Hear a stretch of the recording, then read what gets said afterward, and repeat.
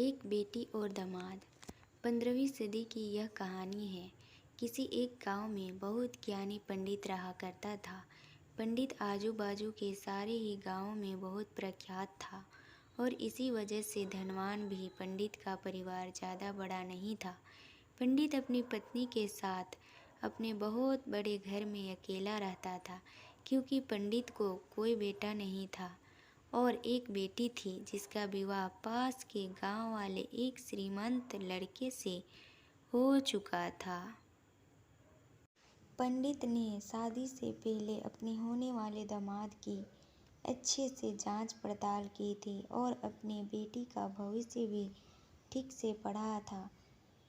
तब जाकर उसने बेटी की शादी की थी, लेकिन चंद सालों में ही पंडित का दामाद बुरी आदतों के चंगुल में फंस गया।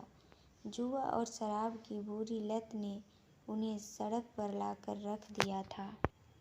अपनी बेटी की ऐसी दुर्दशा देखकर पंडित की पत्नी काफ़ी दुखी होती थी और अक्सर पंडित को कहा करती थी, तुम जाकर उनकी मदद कर आओ। पंडित हमेशा अपनी बीवी को यह कहकर उनकी मदद करने के लिए मना कर देता था कि अभी कुछ समय तक उनका बुरा वक्त चलना है। हम चाहे कितनी भी कोशिश कर ले, जो उनके नसीब में है नहीं है वह उन्हें नहीं मिल पाएगा।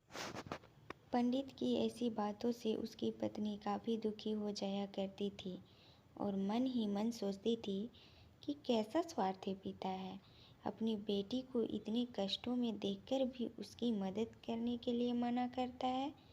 आखिर भगवान ने जो इतना सारा धन धान्य दिया है उसका क्या करेंगे?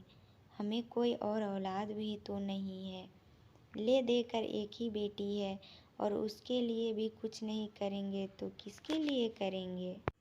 पंडित ऐसा नहीं सोचता था। ऐसा नहीं है कि पंडित अपनी पुत्री से प्रेम नहीं करता, लेकिन उसने अपनी पुत्री की कुंडली इतने अच्छे से पढ़ी थी और यह पहले से ही जानता था कि वह चाहे किसी भी लड़के से शादी करती, लेकिन उसके जीवन में यह समय आने वाला ही था और बिना इसे भुगते उसको छुटकारा नहीं मिलने वाला था। एक दिन खाने पीने के लिए भी मुहताज हो चुके पंडित के बेटी और दामाद उसके घर पर आए। पंडित ने और उसकी बीवी ने दोनों का खूब आदर सत्कार किया और खूब अच्छा खाना खिलाया। बेटी और दामाद की पंडित से सहायता मांगने की हिम्मत नहीं हुई, इसीलिए वह बिना बोले ही वापस अपने घर को लौटने लगे। लेकिन माँ तो माँ होती है। पंडिताइन से रहा नहीं गया और बिना पंडित की इजाज़त के उसने चोरी छुपे बूंदी के लड्डू बनाकर उसमें सोने के सिक्के रख दिए और बेटी और दामाद को दे दिए, ताकि बेटी और दामाद की कुछ आर्थिक सहायता हो सके। पंडिताइन यह भी जान गई थी कि बेटी और दामाद शर्म के मारे उनसे मदद नहीं मांग रहे थे, इसीलिए उसने बेटी और दामाद को यह भी लड्डुओं में छिपे सिक्कों के बारे में कुछ नहीं बताया। जाहिर सी बात है कि जब वो लोग घर पर जाकर लड्डू खाएंगे तो उन्हें उसमें सोने के सिक्के मिल जाएंगे। इस तरह बिना उनके मांगे ही उन तक मदद पहुंचाने जाएगी। सोचकर पंडिताइन मन ही मन अपने बेटी को मदद करने के लिए खुश होने लगी। पंडित के दामाद और बेटी उन दोनों का आशीर्वाद लेकर अपने घर की तरफ रवाना हो गए। उन दिनों गाड़ियाँ तो नहीं होती थी, घोड़ा गाड़ी या बैल गाड़ियाँ चलती थी। पैसे ना होते तो और चीज़ों की लेन देन से भी व्यवहार होता था। बेटी और दामाद का गांव पंडित के घर से कोसों दूर था, फिर भी पैसों की कमी के चलते वह चलकर अपने गांव की तरफ निकल पड़े। थोड़ी दूर ही चले थे कि पंडित की बेटी के पैर में मोच आ गई और अब उसको चलना भी मुश्किल हो गया। पंडित के दामाद ने जब देखा कि उसकी बीवी अब बिल्कुल चलने में सक्षम नहीं है, तो उसने एक टांगा अपने घर तक किराए पर ले लिया। दोनों पति पत्नी टांगे में बैठकर घर तक पहुँचे गए, लेकिन टांगे वाले को देने के लिए उनके पास पैसे नहीं थे। इसीलिए पंडिताइन जो बूंदी के लड्डू उन्हें दिए थे वही किराया के तौर पर उस टांगे वाले को दे दिए। टांगे वाला बूंदी के लड्डू को लेकर वहाँ से चला गया। टांगे वाला अपने घर की तरफ जा रहा था, तब उसे एक हलवाई की दुकान दिखी। उसने सोचा कि थोड़े से बूंदी के लड्डुओं से मेरे घर के लोगों का पेट थोड़ी ना भरने वाला है।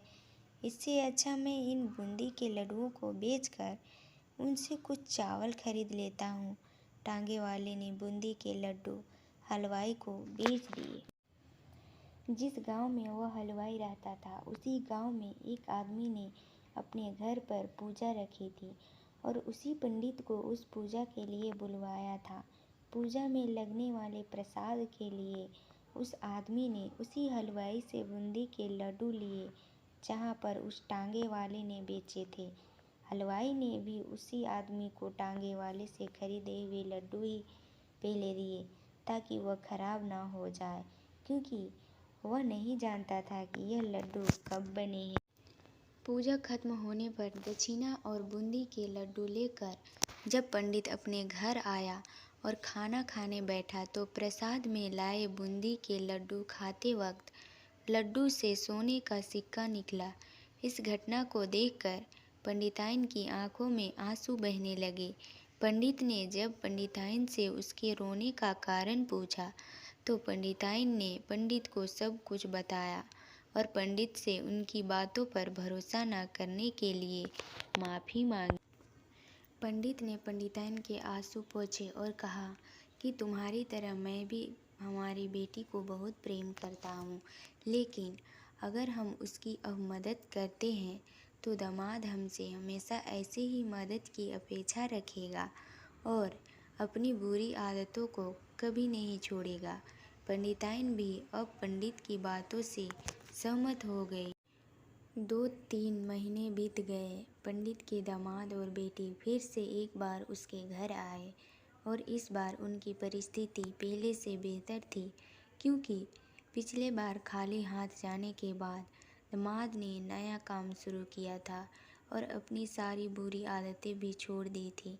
दोस्तों, नसीब का लिखा नहीं बदलता। यह कहानी आपको कैसी लगी? क्या आप भी नसीब पर भरोसा रखते हैं और फिर आप उन लोगों में से हैं जो अपना नसीब खुद अपने हाथों से लिखना चाहते हैं?